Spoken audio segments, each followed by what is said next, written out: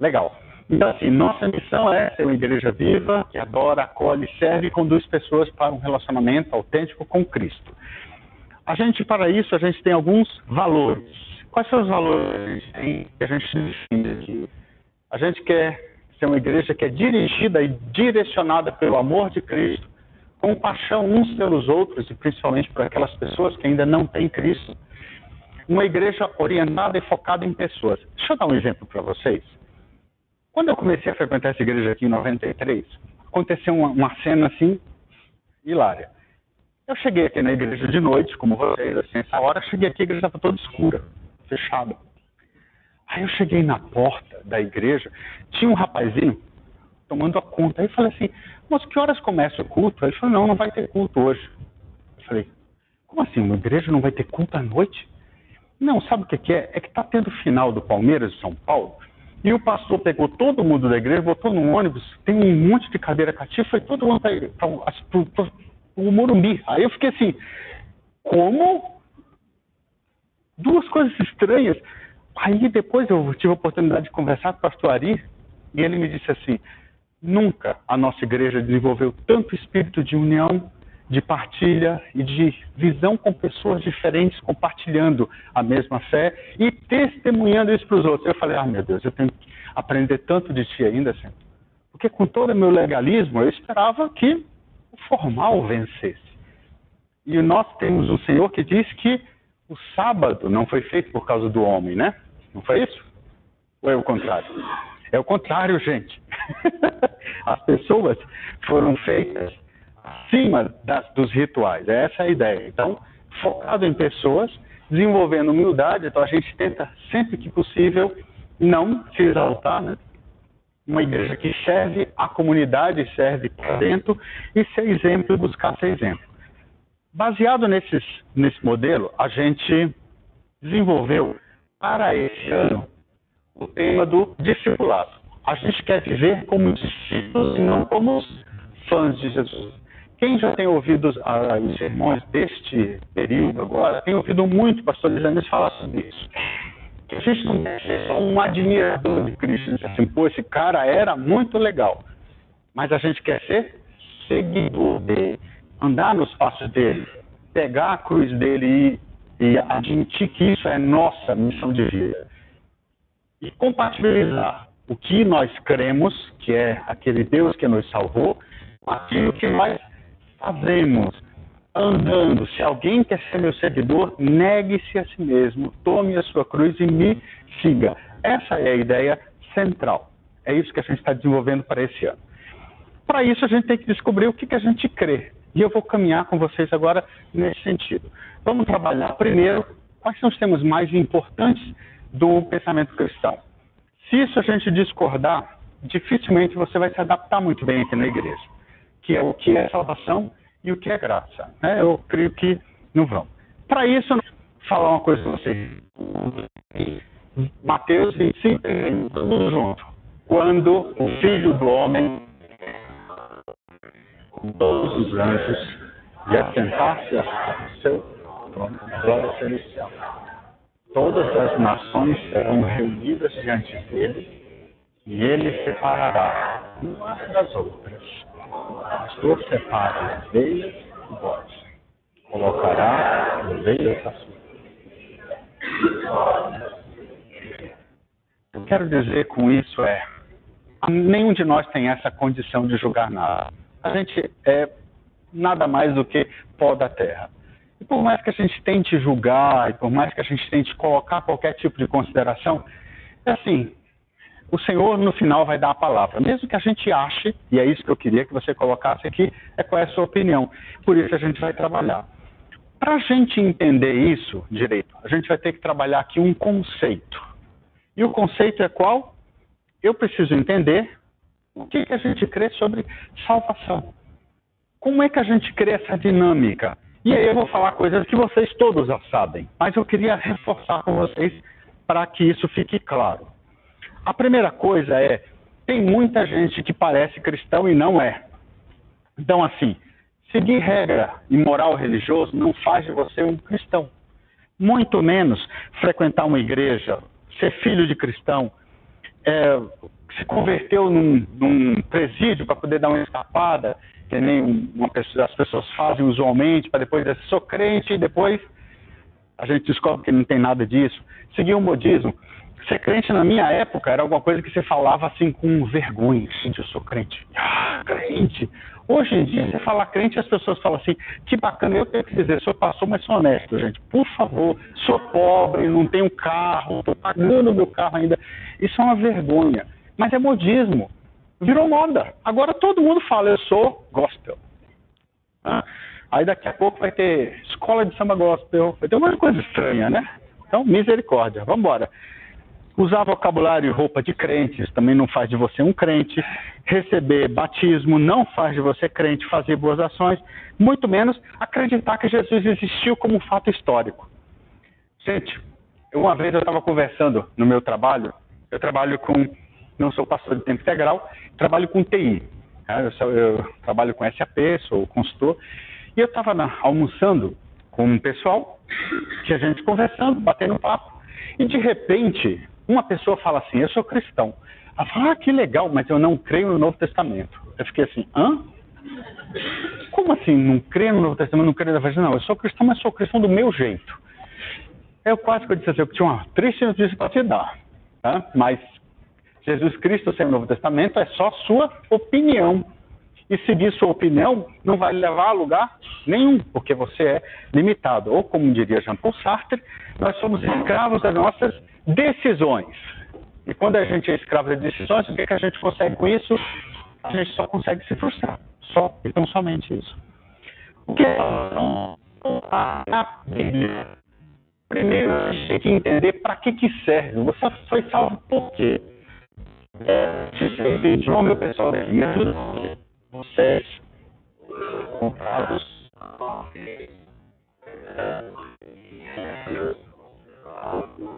Atenção, salvação não é só um conceito, não é só alguma coisa que você fala assim, eu sou salvo, valeu. Mas se você não está ligado a Cristo de maneira exclusiva, se você entende que algumas pessoas são e outros não são, mesmo na igreja, né? João capítulo 15 diz, eu sou a videira verdadeira, meu pai é o agricultor e vocês são os ramos. Todo ramo que em mim dá fruto, ele não disse assim, eu tenho um ramo na minha igreja que é e tem um ramo que não é. Todo ramo dá fruto. Nós não, gente, ter fruto, ser cristão sem fruto primeiro não é cristão. Cristão sem estar ligado à videira não é cristão. Então assim, tem implicações quando eu falo eu sou salvo. Tem implicações quando eu falo eu sou crente. Tem implicações quando eu falo eu sou cristão. E essas implicações têm um preço a pagar. Hoje em dia a gente não gosta muito de pagar preço por nada, né? Todo mundo acha que vamos lá, se dá trabalho, não é de Deus. É assim, né? Aí, não é muita gente que fala assim, não, eu arranjei um emprego, mas eu tenho um chefe terrível. Então, é o inimigo que me botou lá, certo? Não necessariamente, gente. O próprio Paulo fala que ele orava a Deus, Senhor, tira esse espinho de mim. E o que ele ouvia de Deus? A minha graça te basta. Então, assim, aprende com a minha graça, dependa de mim, o resto eu faço. Muitas e muitas vezes a gente está passando um perrengue danado. Por quê? Porque nós precisamos crescer. Então, tira um pouquinho a ideia de eu sou crente, então automaticamente eu estou isento de qualquer sofrimento do mundo. Eu, de repente, ganhei uma pólice de seguros. Nada me atinge mais. Não existe isso, certo? Vamos lá. Sabe qual é o grande problema? Pecado. E sobre pecado a gente precisa conversar. Primeira coisa é a seguinte. A árvore é uma jaqueira, tá?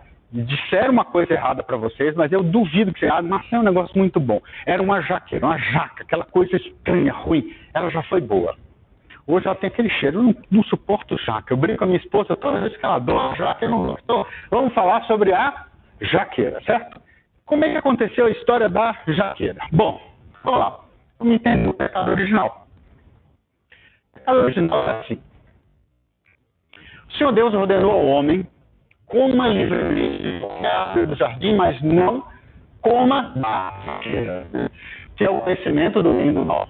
Quando a mulher viu que ela era agradável, paladar sempre, né? A mulher, porque é mulher, ela era atraente aos olhos, e além disso, desejável, discernimento, tomou o fruto, comeu, deu ao seu marido, que também o comeu. Bom, então vamos lá, vamos entender isso aqui. Tem muita gente que fala assim, não, isso aqui é só uma historinha, é um mito, é uma fábula para explicar. Não, gente. Primeira coisa é, minha abordagem em relação a entender a palavra de Deus é que ela é palavra de Deus de capa a capa. Então, assim, não adianta eu dizer assim, ah, não, aqui é a palavra de Deus, aqui, ó, aqui não dá para ser. Então, assim, se é a palavra de Deus, vamos tomar a sério de ponta a ponta. O que está por trás desta, com aquela jaqueira? Qual era o fato por trás? Deixa eu contar uma coisa para vocês. Meu pai, lá no Ceará, eu não sei se vocês já viram a cabeça chata aqui, e a memória expandida de fábrica, é porque meu pai, ele gostava muito de criar passarinho, ele construiu um viveiro. Eu sei disso porque eu cuidava do viveiro, né, pequenininho. O viveiro era imenso. Ele tinha um quintal em casa muito grande. Ele botou o viveiro, dentro do viveiro tinha uma goiabeira. Ele botou uma água encanada, corria água, os passarinhos ficavam lá dentro, viviam e voavam, faziam ninho, era muito legal. Minha pergunta para vocês era assim, os passarinhos do meu pai eram livres? Ué, por que não? Eles tinham espaço que eles precisavam. Mas por que eles não eram livres? Porque eles estavam limitados, eles não tinham opção. Eles ou viviam lá dentro, viviam bem, ou não, viviam bem. Acabou. Não tinha o que fazer. Digamos que meu pai abrisse uma janela e os passarinhos pudessem escolher viver do bem bom ou viver lá fora. Eles passariam a ter a opção de escolha. Eles podiam usufruir da sua liberdade. Deus fez exatamente isso. Colocou um jardim maravilhoso. Colocou animais. Colocou um monte de coisa. Mas o homem não era livre. Aí ele deu de presente a liberdade para o homem e eu acho que o homem falou assim, liberdade? Obrigado, mas para que serve isso? Serve para o seguinte, vou botar uma jaqueira aqui e dessa árvore você não comerá. Então assim, você pode comer do que você quiser. O jardim inteiro é imenso. Você pode fazer, andar, fazer o que você bem quiser, mas desta árvore, não. Entendeu a ideia? Agora eu sou livre porque eu posso escolher pecar, desobedecer ou obedecer e viver conforme o propósito de Deus. E uma vez estabelecido a regra, o que aconteceu? Colocou-se o ser humano dentro daquela situação e vamos lá. A primeira coisa que acontece é que os dois, porque a culpa não é da Eva, a culpa é do casal, o casal olha para aquela árvore, para aquela fruta e entende, e recebe um soprinho assim dizendo, sabe, você vai ser igual a Deus. Por quê? Porque agora você pode viver no bem bom aqui, mas você não sabe ainda o que é conhecer o lado mal, você só conhece o lado bom. Então, quando ela experimenta, a desobediência cai, e aí começa então o ciclo do pecado. Vamos entender o pecado. A primeira coisa é que o pecado tem a ver com desobediência. O ser humano, deliberadamente, de maneira livre, no exercício das suas faculdades, e desobedeceu uma ordem dada por Deus. E essa ordem era bastante clara em relação a todos os aspectos. Quando ele desobedece, então acontece o pecado original. E não foi o sexo. Obedecer, diz assim, ó, eu posso porque eu quero. Ou eu quero porque eu posso. E assim vai. Por que eu estou colocando que não é o sexo? Porque muita gente tem aquele negócio na minha época, uma música que dizia que não existe pecado do lado de baixo do Equador. Vocês lembram? De pessoa mais velha deve lembrar dessa música. Então assim, pecado é bom, gente. É aquela fruta brilhante, bonitinha, não sei o quê. Mas ó, cuidado que isso é o pecado. Então vamos no pecado, porque o pecado é gostoso. É bom. A ideia era associar o pecado com o sexo. E de onde é que vem isso? Principalmente durante a Idade Média, a igreja que dominava aquela época, o que ela acabou acontecendo? Ela precisava, de alguma maneira, justificar. Por que padre não casa? Por quê? Por causa do pecado original. Então, como é que eu me livro do pecado original e suas consequências? Me abstendo do sexo. E aí você faz uma associação propositada, que dá para tirar algumas deduções, e você associa uma coisa com a outra. Infelizmente, nós vivemos num contexto de uma igreja, de um país que tem uma tradição católica muito forte, e automaticamente muito inclinado a ver assim. E aí quando a gente aconselha um casal, uma vez eu estava fazendo uma palestra para casais, numa igreja aqui perto da represa, e eu estava falando de sexo.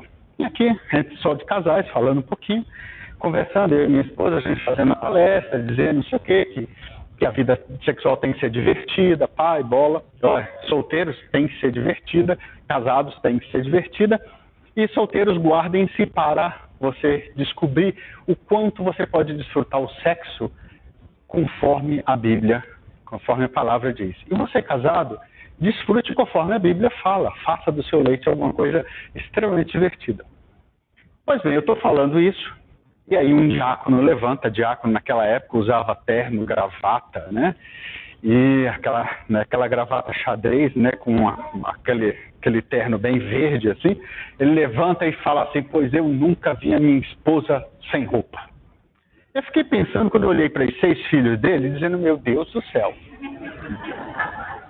Antes que eu fizesse a pergunta, que era óbvio, a mulher dele levantou e explicou. Nós temos um lençol que tem um buraco. Então, assim, eu deito, me cubro com o lençol e aí meu marido vem e a gente tem relações santas. Hã? Eu espero que não, porque não é divertido fazer assim. Né? Mas, assim, o que aconteceu com aquele casal? Eles abriram mão de uma vida sexual porque pensavam que o sexo tem alguma coisa a ver com pecado. Tem a ver com pecado? Desde que seja cometido fora dos parâmetros da Bíblia. Agora, quando é feito dentro do parâmetro da Bíblia, se é feito entre um casal, claro que não. Mas você vê como é que culturalmente isso está impregnado na gente. A gente costuma associar. A primeira coisa que se associa é sexo com pecado original. Então, assim, primeira coisa é pecado original tem a ver com desobedecer a Deus. E quando a gente fala isso, eu falo com extrema seriedade, com bastante cuidado, mas entender o seguinte, que a gente desobedece a Deus quando a gente quer ser Deus. Quando a gente acha que o controle é meu e não dele. Vamos lá. Outra coisa que é exatamente o que eu estava falando é o ser humano tem vontade de ser igual a Deus. Ele fala assim, eu sou Deus. E aí o que acontece? Quero controlar. Controlar, gente, é muito bom.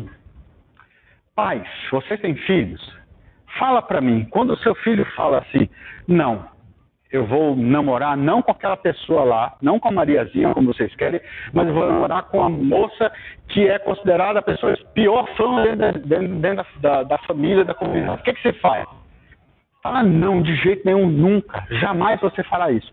O que eu estou querendo exercer? Meu controle em cima daquela pessoa. Quantas vezes a gente precisaria simplesmente botar do lado, conversar, falar, abrir os olhos? Quantas vezes eu senti falta de um pai que fizesse isso comigo? Quantas decisões erradas eu tomei quando eu era adolescente, impulsivo, jovem, cheio de energia, e faltou para mim um amigo que sentasse do meu lado e primeiro me acolhesse. Mesmo eu for fazer uma besteira terrível, mas ele me acolheu. Agora ele me ajuda a refletir. A gente quer controle. A gente quer controle do nosso trabalho. A gente quer controle do nosso cônjuge, nossa esposa, nosso esposo. A gente quer controle da minha vida profissional. A gente quer controle de tudo. De repente você fez um exame e descobriu que você está com câncer. O que você faz? Senhor Deus, por que eu... Peraí, de que é um controle? O controle é seu? Então você pode perguntar a Deus, terminar a faculdade, não é? Agora sim, agora pode me botar no câncer. O controle não é nosso, gente. E mais ainda, isso é pecado. Porque pecado original é tentar ser igual a Deus. E quando a gente está botando a coisa no controle, a gente tirou, você colocou Deus a seu serviço. E não é assim, é o contrário. Você é servo de um Deus maravilhoso. Então, vamos lá. Mas tem outras explicações. Eu estou no centro. O que é narcisismo? Narcisismo é uma expressão, é uma doença que saiu deixou de ser doença a partir do último livro, do DSM, né, que é o livro de doenças mentais, mas o narcisismo ele se origina na figura de um mito, de um rapaz chamado Narciso, que é um rapaz grego que era muito bonito. E durante muito tempo ele foi privado de olhar para qualquer espelho, porque o pessoal tinha medo que ele ficasse mais ainda arrogante do que ele era. Um dia, Narciso olha para um rio e vê a imagem dele refletida naquele rio. E ele acha aquela figura tão bonita, tão atraente, tão linda, que ele não consegue parar de olhar, até o ponto em que ele morre. Porque ele não conseguia se desvencilhar de olhar para si mesmo. Depois esse fenômeno foi estudado e foi qualificado com algumas pessoas que acham assim: eu sou bom demais, gente. Rapaz, que nem eu, só eu. Aí você fala assim: ah, mas eu não sou assim. Vamos lá, você não é? A gente, quando começa a achar que eu sou mais do que o outro, ou quando eu começo a achar que o outro que não se comporta exatamente igual a mim, o que eu estou fazendo? Eu estou sendo narcisista. Eu estou dizendo o seguinte: eu sou o parâmetro para julgar todos os outros. Eu sou o parâmetro para julgar todos os outros. Sou eu. Não, Deus, esquece. Espera isso aqui, Deus, pode deixar cá. Essa aqui eu sei. Com toda certeza, se a pessoa fez uma tatuagem, vai para o inferno. Tranquilamente. Por quê? Porque para mim é impossível imaginar. Se uma pessoa torce para um timeco lá da Zona Leste, que eu não vou falar qual é impossível que esse cara seja um cristão, não dá, certo? Não, eu estou brincando, tá, gente?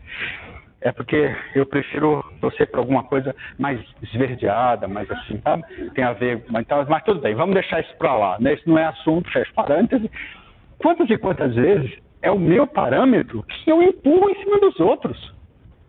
E aí começa assim, polarização com o narcisismo, dá um inferno. Isso é pecado original, passado a limpo, passado em cima. Por quê? Porque eu sou meu maior inimigo. E enquanto eu não entender isso, que eu tenho que vencer todos os dias uma luta onde eu luto contra aquilo que são as minhas inclinações pecaminosas, enquanto eu não compreender que minha vida ela começou quando eu tomei consciência e ela vai terminar no dia que eu entregar minha alma ao Senhor. E durante esse período é uma luta contínua, diária, o tempo inteiro em busca de uma santificação, em busca de um processo cada vez mais e mais próximo desse Deus maravilhoso. Mas, acima de tudo, negando aquilo que eu sou. Qual é a consequência desse pecado? Morte. Eu sei disso. Romanos 6,23 diz que o salário do pecado é a morte. É a morte no sentido de morte espiritual, que é muito pior do que a morte física, porque é uma morte eterna, de eterna separação desse Deus, é viver essa vida angustiada e sem absolutamente sentido algum. Essa é a vida que o pecado dá. É isso, por isso que as pessoas procuram drogas para se encher. Por isso as pessoas se suicidam. Vocês sabiam que uma pessoa se suicida a cada 20 segundos no mundo? Gente, é uma coisa muito séria. Pessoas buscam a morte como a única saída da vida, né? A única saída para a existência dessas pessoas a cada 20 segundos, ou seja, desde que a gente começou essa aula aqui, a gente já teve inúmeras pessoas que tiraram a sua vida. Gente, por quê? Porque essas pessoas não encontram razão de ser. Porque essas pessoas estão se confrontando com a sua morte eterna e não conseguem sair desta equação. Por quê? Porque a gente olha e fala: isso é pecado. Pecado é esse buraco, esse vazio, essa coisa ruim, esse negócio impossível de conviver. E por que isso? Por quê? Porque a Bíblia me diz assim, vamos lá no Isaías 59, pois são os pecados de vocês que os separam do seu Deus. São as vossas maldades que fazem que ele se esconda de vocês e não atenda às suas orações. Em dezembro do ano retrasado, o pastor da Igreja Batista, ele tirou a vida dele. Uma quinta-feira, ele costumava entrar na sala, na casa dele, para estudar o sermão do domingo.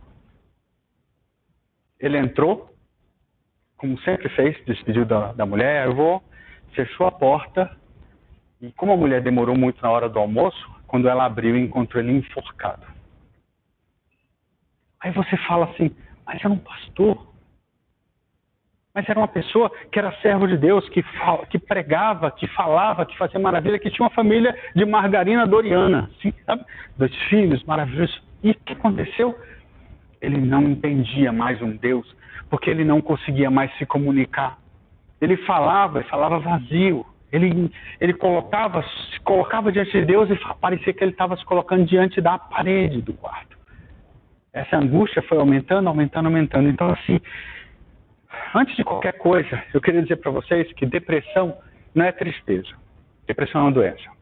Se você não tratar, você não sabe onde vai parar. Uma das coisas é que ela pode parar muito seriamente.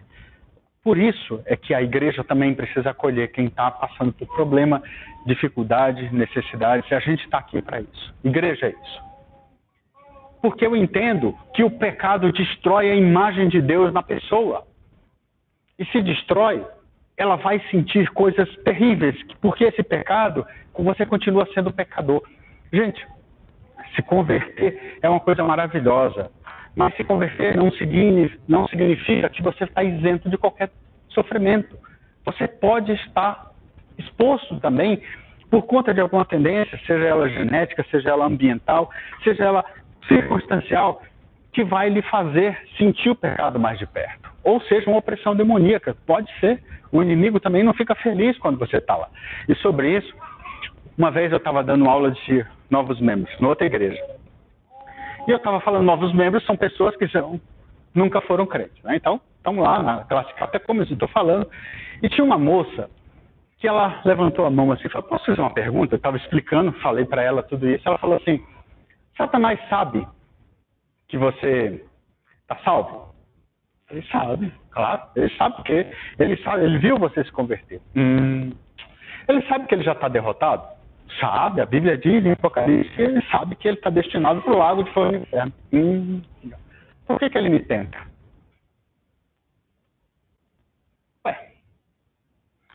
Ele já está derrotado. Ele sabe que eu me converti. Ele sabe que eu pertenço a Jesus. Por que ele me tenta? Ele quer me fazer tropeçar? Aí eu fiquei assim, eu preciso pensar um pouquinho mais. Eu preciso orar, estudar um pouco mais e voltar com ela. E sabe o que eu acabei chegando à conclusão daquela pessoa nova, decidida, que me botou, passou com 20 e tantos anos de experiência, engasgado com uma pergunta tão simples? Satanás tem o principal objetivo de fazer a gente sofrer. Lembra da alegria? O Espírito quer que você seja uma pessoa alegre. E o Satanás quer que você coma o pão que ele amassa, né? Então, assim, ele quer fazer você levar uma vida infrutífera, triste, abandonada, e assim, Deus, nada tá bom, porque hoje desafinaram, deu microfonia no culto, porque eu cheguei aqui, pisei numa poça d'água, terrível, gente, que domingo não consegui, espírito de louvor. Satanás quer fazer isso com você. Ele quer te derrotar, não para você perder a salvação, mas ele quer te derrotar porque a tua vida vai ser infrutífera, triste, vazia, e o teu testemunho para os outros vai ser o quê? Vão dizer assim, isso aí é ser crente? Prefiro eu. Vai para o bloquinho de carnaval. Mas, né? E você fica com aquela cara de que você não entendeu. Eu acho que a gente não entendeu. Como é que a gente tenta? A gente tenta, o pecado faz com que a gente viva uma vida de egoísmo, viva uma vida perdida e totalmente separada do nosso Deus. A gente começa a gostar de transgredir, mas faz isso de maneira muito sutil. A gente fica bom nesse negócio. Você sabe qual é a diferença que tem de um jogador de futebol para um jogador de pelada? Claro que você sabe, óbvio, né? O jogador de futebol é profissional. Então ele é jogador de futebol. Eu vou chamar de jogador e jogadeiro, tá bom? Existe pecador e pecadeiro, né? Tem um pecador profissional. Aquele que faz, gosta, arrebenta e se esbalda na lama. Mas tem o pecadeiro, que é aquele que faz de vez em quando. Ele não é profissional da coisa, mas ele faz por circunstâncias e porque ele cai de vez em quando, porque ele continua com a sua natureza pecaminosa. Mas o fundo dele, a mente dele, pertence a um Deus maravilhoso. E ele entende que está fazendo errado. Ele não quer mais pecar. Mas algumas coisas são circunstanciais. E essa pessoa, apesar de não gostar de transgredir, ela continua essa vida dela, e de vez em quando ela se vê com pecados de estimação. Já viu isso? Uma vez eu estava fazendo um aconselhamento para um casal que estava em crise, e o cara falou assim, mas eu amo a minha amante. Ué, eu amo a minha amante, por que eu tenho que ficar com a minha esposa só? Eu amo ambas. Aí eu fiquei assim, eu não sei como é que eu vou explicar para ele isso. Mas assim, o Senhor falou fidelidade a uma pessoa, né? E como é que eu vou explicar? Mas ele falou, mas é o amor. E eu falei, não. Fidelidade tem a ver com eu me dedicar a uma pessoa de maneira exclusiva. Eu me dedicar a um Deus de maneira exclusiva e não ficar flertando com o inimigo. Não ficar flertando com o pecado. E aí, o que isso me faz cada vez mais separado desse Deus maravilhoso? Porque Isaías me fala que há um abismo com a morte e o pecado. E em relação a Deus eu fico assim, em relação aos outros eu sou egocêntrico, eu sou assassino, eu falo mal dos outros, eu exerço da pior maneira possível o pecado e as consequências do pecado em mim. Porque a Bíblia me diz assim, gente, que eu sou uma pessoa separada desse Deus. Porque todos pecaram, não tem exceção. Todos pecaram. O pecado corrompe total e completamente a imagem de Deus no homem. Por que eu estou colocando isso aqui? Porque a Igreja Católica prega, eu não sei se você sabe disso, que a imagem foi corroída, mas não foi destruída. Aí você fala, vamos brigar por causa de uma palavra? Brigue. O que a gente crê, o que a Bíblia diz, é que o pecado destruiu completamente a imagem de Deus nesse homem. E o tornou totalmente separado desse Deus. Agora, quando eu digo que você foi destruído em parte, eu digo para você que se você for para um... Como é que chama aquele lugar onde você vai pagar o pecado? É o purgatório. Se você vai para um purgatório, você consegue recuperar parte da imagem que você perdeu. Só que eu não posso crer em purgatório, porque a Bíblia me diz que todos pecaram e todos estão mortos. Se eu digo que você está mais ou menos morto, eu não sei como é que pode ser mais ou menos honesto, mais ou menos morto, mas assim, é isso que a Bíblia me diz, totalmente morto. A queda tem implicações morais, sociais, eu começo a agredir o outro, psicológicas em relação a mim mesmo. Ninguém sozinho não consegue vencer isso, porque ele está num abismo, ele não consegue fazer absolutamente nada. E ele então começa a viver uma vida onde ele fica buscando autopunição, buscando sacrifício, boas ações, remorso, e ao culto dizimar. Opa! Não. Mas eu não posso faltar ao culto. Uma vez uma pessoa chegou para mim e falou assim, mas faz uns 3 meses que eu não sei. Sim, e vamos lá. Qual é o problema? Porque se eu estou separado de Deus e ao culto dizimar, não faz nenhum sentido. Agora, se eu entendo como é que é meu relacionamento com Deus, aí eu entendi, é diferente. Eu estou indo para o culto para adorar o Deus que me salvou, que me atingiu. Agora, se eu faço do culto o meio para chegar a esse Deus, tem alguma coisa errada com o meu conceito. Da mesma forma, isso só me traz frustração. A solução é a graça de Deus. E é essa graça que a gente vai louvar agora. Eu queria que vocês compreendessem, e logo em seguida a gente vai ter um momento em que eu quero que vocês cultuem com a gente. Para isso, eu vou pedir para vocês abrirem sua Bíblia, ou não, precisa a Bíblia, eu vou projetar aqui. Efésios capítulo 2, versos 8 e 9, né? Como é que é isso? Vamos lá. Primeira coisa, o pecado separa o homem de Deus. Ok? Tá claro, separa totalmente. Aí a gente vê, o plano de Deus está aqui, pois, é assim, é muito bom quando a gente sabe e entende um versículo, mas a gente precisa entender os detalhes. O que é graça? fantástico. Eu adoro gente que foi à escola dominical, porque ela sabe definir graça como favor merecido. Mas eu prefiro dar um exemplo. Tá? Eu queria muito assistir o Rogue One, né? O Star Wars. Então, mas só que eu nunca conseguia, principalmente porque me faltavam elementos, né, mais ou menos assim. Porque ir para o cinema e não comer pipoca, e não tomar Coca-Cola, desculpa, faltou alguma coisa, certo? Só que quando você junta o pacote inteiro, 100 contos, sou eu e minha esposa, 200. Aí eu falava, não, vamos fazer diferente. Agora eu queria dizer para vocês, eu na minha angústia, querendo assistir em cartaz o filme, eu tô lá e eu não tenho 200, de repente eu tô entrando no shopping, passando em frente ao cinema de novo para me torturar, né? Aí eu olho lá, tem uma faixa escrito, hoje de graça. Gente, é hoje de graça. Aí eu chego todo empolgado para a mulher da bilheteria e falo assim, que bom, hoje eu posso com 10 reais fazer, boto 10 reais na frente dela. Ela vai dizer o que para mim?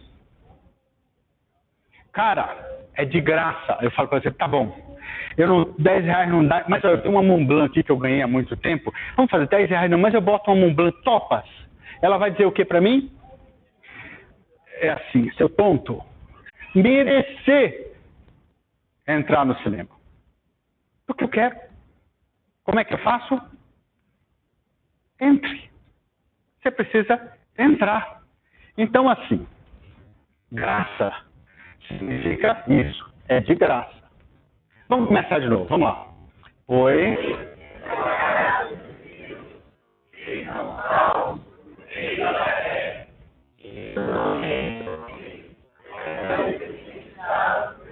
entendeu? É um presente dado por Deus. Então vamos lá. O pecado me separa e a graça é Deus quem me dá de maneira... Por que Deus é quem pode me dar? Porque só o dono do cinema pode me facultar a entrada. Ninguém mais. Porque ele é o dono do cinema. Ele quem deveria receber a paga. Quando eu pequei, eu devo a minha vida para ele. E o preço do pecado é a morte. Então, eu não consigo pagar. Porque nem a minha vida inteira é suficiente para pagar esse preço. Só que agora ele me dá uma graça. E ele me fala assim, cara, eu quero lhe dar a salvação. Aí você responde isso de que maneira? Pela fé. A graça de Deus salva. E isso acontece por meio da fé. Teologicamente não é teológica, mas é assim. Fé é a resposta do homem à graça de Deus. Fé é quando eu me entrego completa e totalmente a esse Deus maravilhoso e entendo isso. E quando eu me rendo a Ele e digo assim, Senhor, eu sou incapaz, eu sou incompetente para tratar com esse assunto. Mas a Tua graça abriu as portas. E não foi porque eu mereço. A iniciativa foi dele. Ele, de graça, me salvou. Não é porque eu tenho olhos azuis. Não é porque eu sou um cara bonzinho. Não é porque eu sei recitar o livro de Filipenses inteiro decorado, primeiro ao último versículo. Não.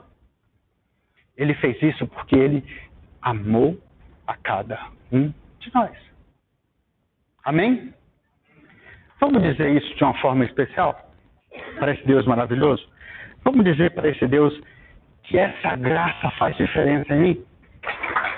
É esse Deus maravilhoso que a gente tem.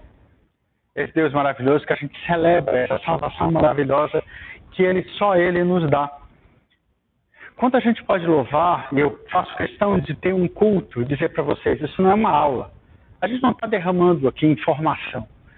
A gente está falando sobre esse Deus que nos salvou, que me salvou, que me tirou das trevas do pecado, me tirou de uma situação de quase suicídio e me trouxe hoje para cá, que trouxe você para cá. Esse Deus tem controle sobre tudo. E aí, por isso que a gente está aqui. Não tem outra razão. A gente entende que esse Deus maravilhoso, Ele é o único caminho. Por quê? Porque João 6,16 me diz o quê? Porque Deus amou o mundo, deu o seu Filho para que todo aquele... Esse versículo é muito decorado, mas às vezes a gente não vê umas coisas, tempos verbais. Ele fala assim, todo que crê. Então não tem exceção. E fala que ele não perecerá. Não é isso. Não pereça. O tempo está absolutamente consumado, terminado. Não é alguma coisa a ser feita no futuro. É hoje, é agora, é nesse momento. Essa convicção de dizer assim, eu não mereço. Mas ele abriu a porta e falou, entra e assiste o filme. Não é porque eu quero, não é porque eu sou bom. Não é porque eu fiz alguma coisa. Não é porque eu venho ao culto todos os dias. Não é porque eu faço jejum todo dia ímpar, primo, que cai no mês de fevereiro. Não. Gente, é assim. Não é o que eu fiz. É porque eu criei nele. E é muito interessante, no final do versículo 8, do capítulo 13, fala que o cordeiro é honrado, né? O cordeiro que foi morto desde a... Pense bem, quando foi que Jesus morreu por você na cruz? Quando ele foi morto por você? Aí você pensa assim, foi na sexta-feira da Páscoa, né? Não. O que a Bíblia me diz é que ele morreu por mim antes da fundação do mundo. Antes. Aí ele chegou para você e chegou assim, qual é teu nome? Chegou assim, Fernando, eu queria morrer por você, você deixa? Você lembra quando Deus fez isso por você, Fernando? Você lembra agora disso? Eu duvido que você lembre, porque ele nunca fez isso. Ele simplesmente falou assim, eu amo o Fernando de maneira tamanha que eu vou morrer por ele antes da fundação do mundo. Quando o Fernando nem pensava em existir, em ser alguma coisa, Jesus foi lá e se ofereceu morrendo por você antes da fundação do mundo. Aí a gente tem uma pretensão de achar que não, eu mereço. Eu sou bom. Não foi nada. Quando Jesus morreu por nós, ele morreu antes que o mundo fosse criado. Essa é o grande mistério que está na palavra e que eu não sei explicar. Mas quando eu chegar lá, eu vou chegar lá antes de vocês, eu vou perguntar para ele. Eu vou dizer, Senhor, por que você me amou? Eu sou um cara tão falho, por que você me amou? O que eu fiz por isso? Eu quero que ele me diga isso. Porque eu me sinto amado por esse Deus maravilhoso. Mas eu não me sinto merecedor desse amor. Mas ele me ama. Essa é a verdadeira verdade que deve pautar toda a nossa vida. A primeira coisa é entender que eu sou salvo da eternidade até a eternidade. Essa é a grande verdade. Depois, eu tenho que entender que para ser salvo, eu preciso crer. A Bíblia me diz em João capítulo 1:12, vocês sabem de cor também? Como é que é? Mas a todos quantos receberam, deu-lhes o poder de serem feitos filhos de Deus, aos que creem no seu nome, os quais não nasceram nem da vontade da carne, nem da vontade do homem, mas de Deus. Fernando, você, quando recebeu a Cristo, você não fez isso pela vontade do sangue da carne. Você fez isso porque um Deus maravilhoso te amou de uma forma tamanha que ele morreu por você. E quando você o recebe, e aqui é muito claro, receber a Cristo significa entender isso, essa mensagem, e recebê-lo como Senhor e Salvador da sua vida, isso faz com que você se diferencie, porque Deus agora passa a tratá-lo e você começa a se sentir como o próprio filho desse Deus maravilhoso. E esse é o grande mistério que está nessa coisa. Porque a gente está livre. E quando eu estou livre? Olha só Romanos 8, versículo 1. Diz o quê? Portanto, gente, não é amanhã, não é no dia da sua conversão, é agora. Nesse instante, aqui, agora, em cada um de vocês. Agora, não tem condenação. Nenhuma condenação. Ah, mas é que sabe o que é? Hoje, antes de sair de casa, eu soltei um palavrão daqueles com a minha esposa, a gente brigou terrível. Gente, não há condenação por causa disso. Você precisa pedir perdão. Você precisa se restaurar. Mas a condenação diante de Deus, ela não existe mais, porque agora já não há condenação. Acabou. Vamos lá? Porque por meio de Cristo Jesus, a lei da lei do pecado e da morte. A lei do pecado foi revogada pelo único que podia fazer isso. E ele não fez isso de outra maneira que não. O próprio Deus saiu do lugar celestial dele, se fez carne e habitou entre nós, andou no nosso meio. E ele, por iniciativa dele, resolveu pagar o preço pelo seu pecado. Gente, Fernando de novo agora virou meu exemplo aqui. Fernando, queria que você voltasse sua mente lá para trás. Para aquele dia em que Cristo foi crucificado e ele está lá naquele final de tarde, triste, fria, nublada. Ele está lá derramando o sangue dele na cruz sem nunca ter cometido um erro. Pagando o preço e lembrando de você. Ele lembrava de você, Fernando. E ele dizia, naquele momento, pendurado na cruz, quando ele sentia toda a dor, dizia assim, Pai, o Fernando precisa de mim. Pai, sem mim, ele está perdido. Pai, eu quero agora me oferecer por ele. Eu quero, Senhor, eu quero pagar o preço para libertá-lo total e completamente do pecado e da morte. E naquele momento ele pensou em você. Ele não fez assim. Vamos fazer o seguinte, é uma liquidação aqui. Tá? Salvação para todos, leve 3 pelo preço de 2. Não. Ele pensou em cada um de nós. Usando o seu poder de Deus, sua onisciência, cada pessoa que precisaria dele, cada pessoa que iria, não por acidente. Agora, se você, quando contempla um amor desse jeito, desse tamanho, fala para você, mas sabe o que é? Então que eu posso continuar pecando? Então tem alguma coisa errada na sua capacidade de compreender o fato de Deus morrer por você. E não da teologia que está sendo colocada. Então assim, é muito importante que a gente compreenda isso. Deus morreu por você naquele dia lá atrás, há 2000 anos. Foi Ele, pessoalmente, que morreu por você. E aí, a próxima vez que você for brincar com o seu pecado de estimação, lembra disso. Fala assim, será que esse amor todo não foi suficiente para me inspirar a abandonar esse pecado e andar uma vida de retidão? Porque o que a gente crê? A gente crê que salvação é retorno à obediência perdida. Salvação é voltar àquela condição, voltar nossa mente àquela condição. Por quê? Porque quem confessa Jesus como Senhor e Salvador e decide se render completamente a Ele, obedecer no sentido dele, não necessita fazer mais nada. Porque a salvação é de graça, é através da graça de Deus que a gente alcança. Nada mais do que isso. Vamos tentar fazer um apanhado? Como todo professor, eu adoro fazer resumo, quadrinho, então assim. Vamos lá. A salvação ela é passado, presente e futuro. Tá?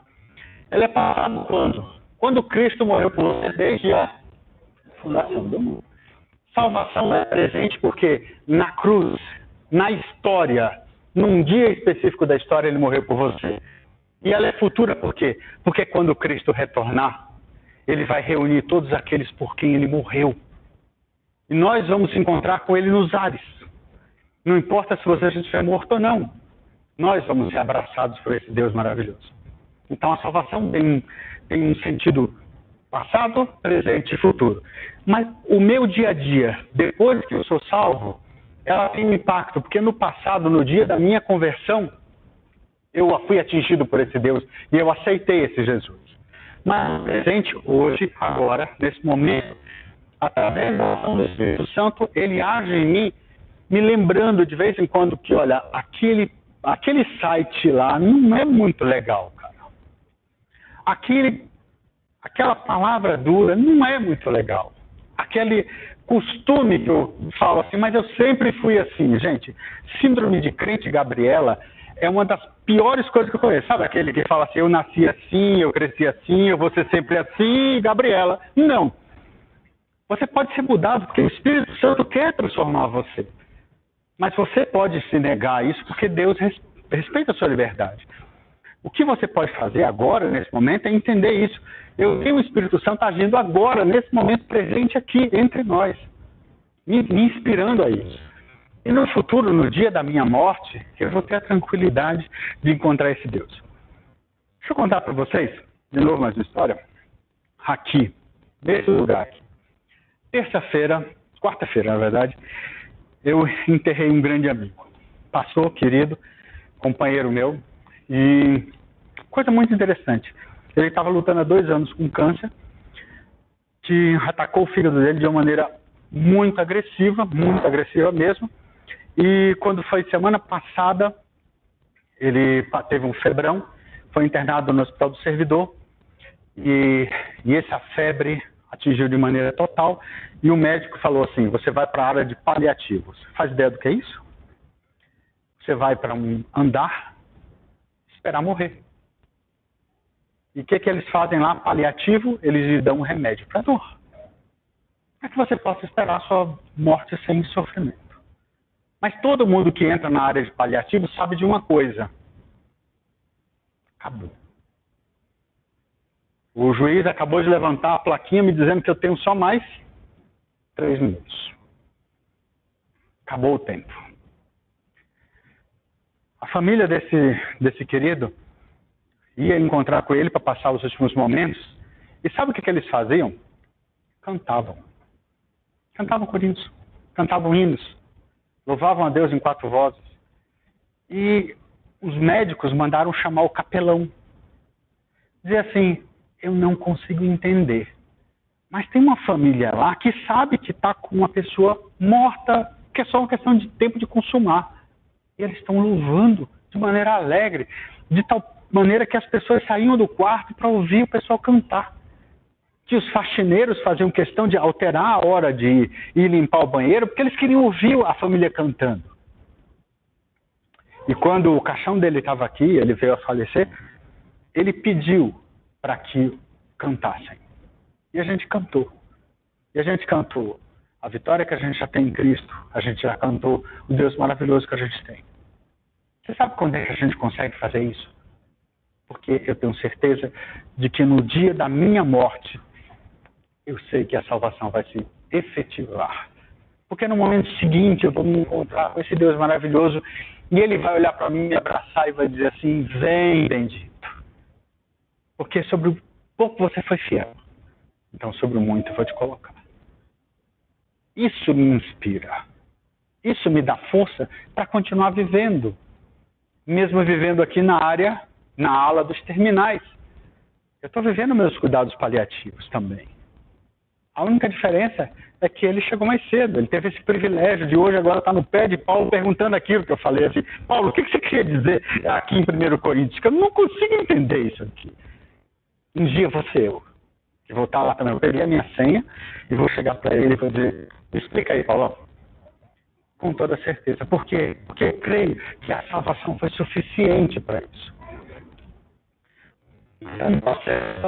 A salvação não é só um evento, mas um processo que acontece através da redenção. A redenção é o processo onde você tem uma pessoa substituindo a outra e morrendo no lugar dela, pagando o preço pelo que ela fez.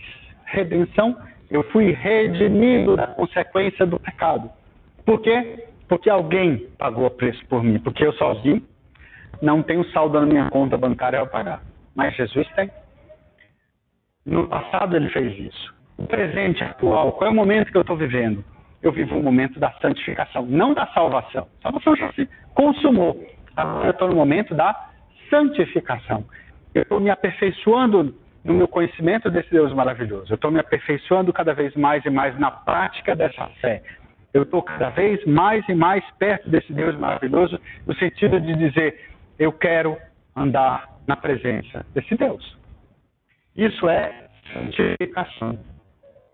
E a glorificação que vai acontecer no futuro, depois da minha morte, A Bíblia me diz que eu vou receber um corpo maravilhoso, totalmente curado, sem nenhum tipo de mancha, sem essa barriguinha que eu não consigo perder, não tem jeito. E com um pouco de cabelo, que eu já pedi isso para ele também.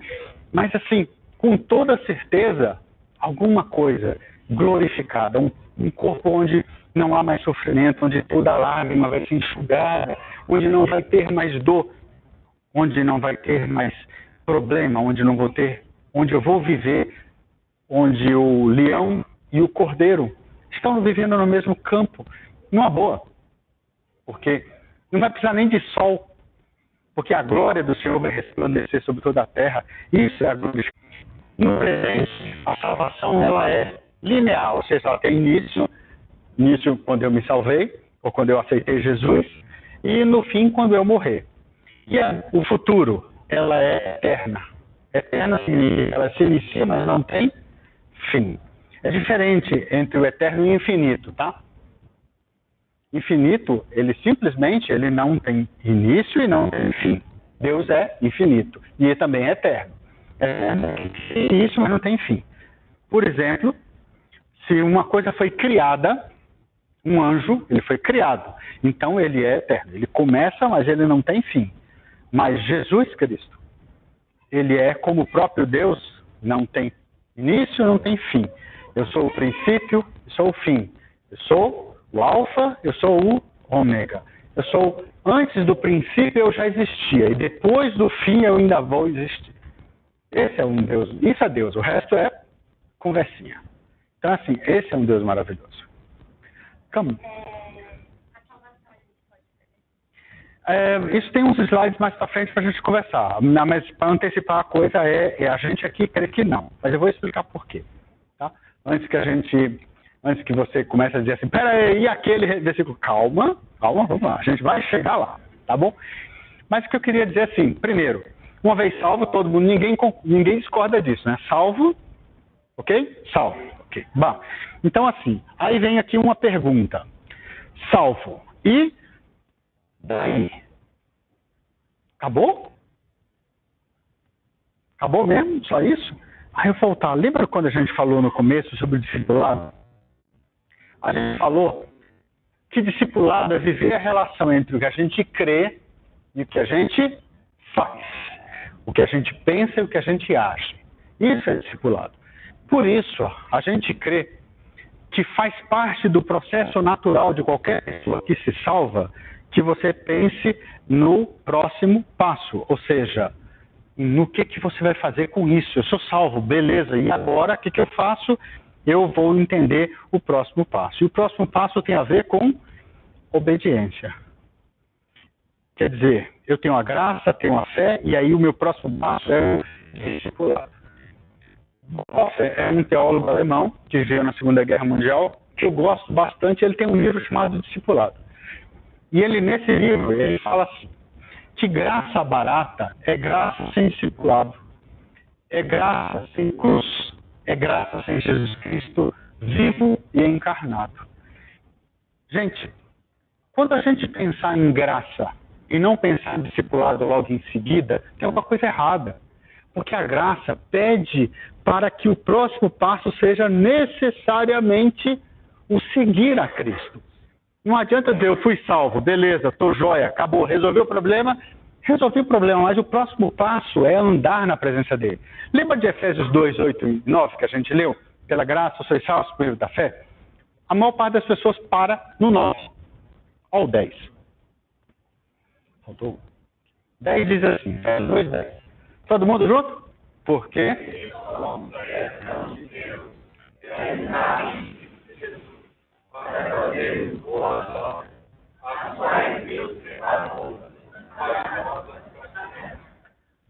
Boas obras, a gente sempre ouviu na escola dominical que boas obras não servem para nada. Não, boas obras não é para você, não serve, boas obras não salva. Mas eu acho que com tanta ênfase que a gente diz, as boas obras não servem, não falta, a gente acabou esquecendo que no versículo 10 diz que nós fomos criados por Deus para as boas obras. Deus espera de você que você ande e pratique as boas obras. E boas obras não significa só fazer caridade, só fazer contribuição aqui para uma determinada obra social. Não. Significa você começar a fazer coisas, a fazer obras baseadas num conceito ético de aquilo que é bom. Aquilo que é segundo os princípios do que a Bíblia diz em Efésios, que eu vou começar a praticar a minha santidade, a minha santificação, que é um processo nesse sentido. Por isso é que eu tenho que entender que discipulado é obrigação de quem está ligado à videira.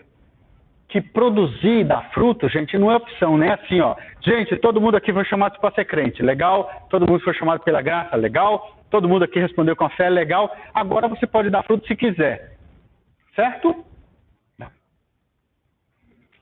Tem duas coisas que eu preciso falar para você, que eu não sei se o seu professor da escola dominical falou. Primeiro, é que dar fruto é obrigação. Todo aquele que não dá fruto vai ser limpo. E vai ser limpo na fogueira. E eu não quero estar na fogueira não, porque é brabo. E a segunda coisa é que você não se aposenta, tá? Porque tem gente que fala assim, não, eu não preciso mais ir para a escola dominical, porque eu já fui bastante tempo. Então, eu já ganhei minha INSS espiritual, né? Já está me dando aqui os rendimentos gostam. Então, o que significa que eu não preciso mais estudar. Chega de Bíblia. Resposta, não. Não tem aposentadoria gospel. Infelizmente, não tem. A gente continua aprendendo todos os dias da nossa vida. Até o dia da nossa morte. Porque aí a gente pode aprender diretamente. Por quê? Porque essa caminhada é assim. Salvação não se limita só ao livramento do seu castigo. Significa que ela vai continuar para a sua vida. Trata-se de uma transformação total da perspectiva da sua vida. Por isso que aceitar a Cristo não é crer nele historicamente. Jesus é um cara bacana, fantástico, ou seja, não é só ser um fã de Jesus Cristo. Admiro demais, Jesusão 10. Agora minha vida é uma droga. Tem uma coisa errada. Eu não entendi ainda o que significa transformação. Discipulado não é só entender quem é Jesus, não é só saber de cor, não é só entender a história. Não é só ter fé. É mais do que isso. Porque quando a gente canta e a gente diz assim, Senhor, é a tua graça que me transforma, a gente tem que dizer que eu quero ser transformado. E dói transformar. É mais fácil ladeira abaixo, claro que é. É mais fácil só ter que vir ao culto, é mais fácil eu chegar para você e você me dizer assim, quanto eu tenho que dar de dízimo? Uma vez eu era pastor de uma igreja aqui na Zona Sul de São Paulo, e um rapaz novo convertido chegou para mim e falou, pastor, eu estou com uma dúvida tremenda. Eu falei, o que é? Eu trabalho na loja de sapato, ganho comissão. Eu tenho que dar o dízimo sobre o meu filho? Para mim, assim, só até aqui. Depois, né, aí deixa comigo que eu faço. Não adianta absolutamente nada. Uma vez eu estava falando com um policial, ele me falou assim, mas pastor, eu peguei o cara roubou um rapaz, um lojista lá do Brás, um velhinho lá, um coreano, mas ele bateu no copo, coitado, porque ele ficou desfigurado. Quando ele chegou lá na delegacia e o delegado me falou assim, toma o depoimento dele, eu falei assim, Deus, olha um pouquinho para lá, fechei a porta, eu não sei o que ele fez. Mas o ladrão falou, gente, contou tudo, se arrependeu, pediu desculpa. Então assim, mas tem crente, gente que acha que é desse jeito. Eu sou crente até o domingo à noite agora, quando dá 7 horas, acabou o meu período, amanhã, Senhor, olha para lá, porque agora eu vou ser empresário. Nesse Brasil não dá para ser empresário sem dar uma forcinha para a coisa. Eu falo para você, me dá, eu sou empresário. Dá. Você ganha menos, mas dá. Dá sim. E eu digo para você, mas tem um preço a pagar. Você não vai ser com toda certeza um aipatista. Para falar a verdade, hoje em dia é melhor nem ser. Mas assim, gente, você vai ter a certeza de que você está sendo transformado a cada momento na sua vida. Por quê? Porque não existe opção de ser cristão sem seguir o caminho da obediência. Eu sou cristão, legal, então eu obedeço. Uma coisa puxa a outra. Não adianta chegar e dizer para mim, espera aí, eu não posso obedecer só a partir da semana que vem? Não dá. Eu aceitei Jesus, vamos embora. Bom, e por falar em vamos embora, chegou o final da nossa aula. Eu continuo com você, você vai ter que guardar. Eu vou falar sobre esses assuntos, vou falar semana que vem. Já são 8 horas, meu trato com vocês é que 8 horas a gente termina. Então, assim, eu vou interromper a aula agora e depois a gente continua. Vamos lá. Eu queria ir à presença de Deus agora. Vem comigo, vamos orar. Santo Deus e Pai, nós vamos até Ti, Senhor, primeiro pedir perdão e misericórdia. Senhor, como nós somos pequenos, como nós somos falhos, como o Senhor, quantas e quantas vezes, apesar de ser tão claro, e apesar da gente ter ouvido simplesmente coisas que eu já sabia aqui. Senhor Deus, como eu preciso ainda de Ti, Senhor. Ó Pai, a começar em mim, Senhor. Que Tu me deixe com fome de Ti. Que eu tenha, Senhor, a vontade de Te seguir com gana, com garra, com sangue nos olhos, Senhor Deus, porque eu quero estar na Tua presença a cada momento, e não porque eu vá me ser salvo por isso, porque eu não sou merecedor da Tua salvação, mas eu quero Te seguir, porque Tu me amaste primeiro, Senhor, e eu quero demonstrar esse amor, e quero que cada pessoa do meu lado veja o quanto eu Te amo também. Ó Senhor Deus, eu Te peço uma bênção sobre cada pessoa, cada família, cada indivíduo que aqui está, Senhor, na Tua presença. Se colocando agora a Ti, Senhor, e dizendo, Senhor, obrigado, porque eu fui livre do pecado. Porque obrigado, Senhor Deus, porque Você me tirou das trevas e me colocou na maravilhosa luz. E Tu firmas o meu passo, Senhor, na direção do Teu reino.